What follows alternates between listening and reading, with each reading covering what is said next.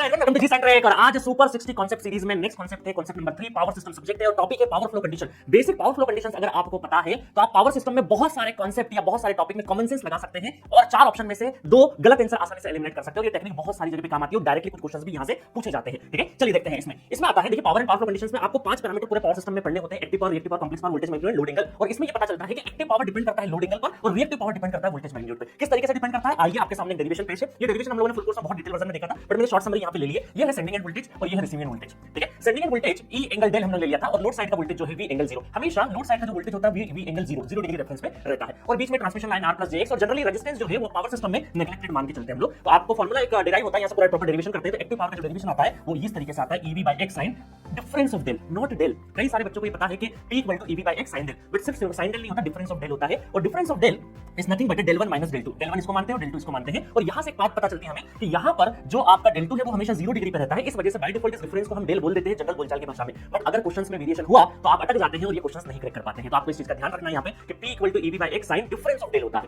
ठीक है, difference of del that means कि active power is proportional to difference of del. और ये बोल सकते हैं कि active power always flow from higher load angle to lower load angle. ठीक है, एक्टिव पावर कहां से फ्लो करेगा, always higher load angle to lower load angle ही एक्टिव पावर फ्लो करेगा, तभी हम उसको पॉजिटिव पावर कंसीडर कर सकते हैं। Just like greater del greater than 0 so positive power and less than 0 so P is negative. Okay, तो negative power हो जाएगा। आई बात समझ में? तो ये रहा एक्टिव पावर। दूसरा है रिएक्टिव पावर का डेरिवेशन, ये हम लोगों ने डिराइव किया था और यहां से पता चला कि reactive power depends on the difference of voltage. Difference of voltage का मींस कि this E minus V। So always reactive power flow from higher potential to lower potential. Reactive power flow from higher potential to lower potential always. Okay, so आपको ये दो चीजें पता होनी चाहिए कि एक्टिव पावर रिएक्टिव पावर में क्या होता है। Active power higher load angle to lower load angle flow करता है ऑलवेज, उसको हम पॉजिटिव मानते हैं। अगर इसका उल्टा हुआ तो नेगेटिव बोलेंगे। सिमिलरली रिएक्टिव पावर में भी अगर higher potential to lower potential अगर फ्लो हो रहा है, जैसा हायर पोटेंशियल लोअर पोटेंशियल यहां से यहां फ्लो हो रहा है, तो उसको हम पॉजिटिव क्यों बोलेंगे और इसका उल्टा हुआ तो नेगेटिव क्यों बोलेंगे। ये वाली जो दोनों टेक्निक है पूरे पावर सिस्टम में बहुत बार आपको काम आती है और इसके ऊपर डायरेक्टली क्वेश्चंस भी पूछे जाते हैं। रिसेंट में 2021 में इस तरह का क्वेश्चन आया था, बहुत सारे बच्चे कंफ्यूज हो गए सर इस क्वेश्चन को करना क्या है। देखो यहां पर आपको दे रखा था 1 एंगल डेल 1 एंड दूसरा वोल्टेज दे रखा था 0.85 एंगल डेल 2 और आपसे सिंपली पूछ लिया था डेल 1 माइनस डेल 2 का डिफरेंस क्या होगा।